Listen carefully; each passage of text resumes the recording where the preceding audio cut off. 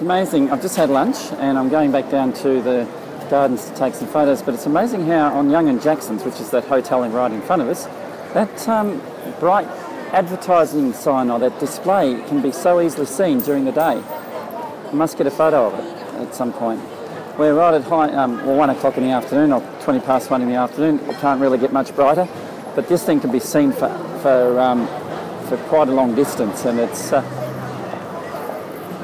glowing away there quite nicely. That's Young and Jackson's. I'm out the front of Flinders Street Station, which we'll take photos of another time, and just on the diagonal corner from Melbourne's St Paul's Cathedral.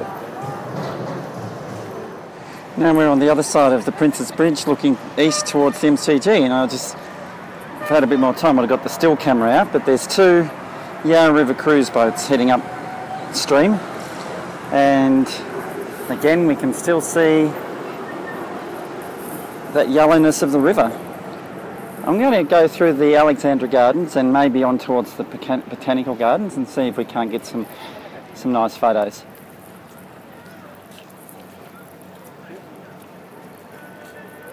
And that's just giving you a perspective shot to where we are. That's Flinders Street Station, Young and Jackson's up there, St Paul's Cathedral and the Federation Square complex there, and back to where we started. Wish I had a bit of zoom on this camera. Well, I do, but it won't work while you're making a movie. Interesting to see what's going on over there.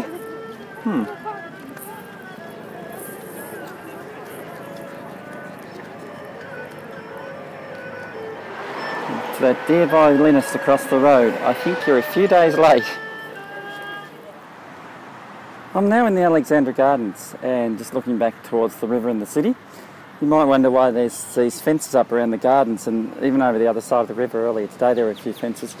That is probably because of with a bit of luck, the impending fireworks in a few nights' time for the New Year's Eve celebrations. They're going to be really good this year. Evidently they're going to be all gold and everything like that.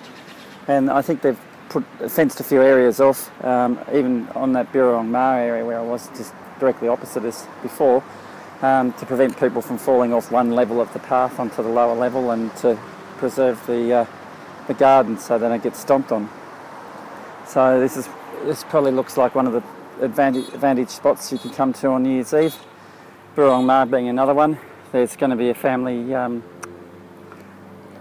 firework at 9:30 down at Docklands, and the main one at different points here in the city. They're going to be launching them off buildings and everything like they did for the Commonwealth Games.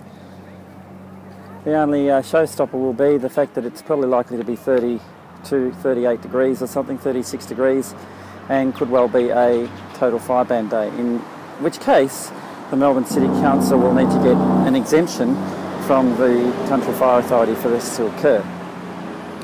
It has happened in previous years, so here's hoping they can enjoy their New Year's Eve festivities and all will be well on the night.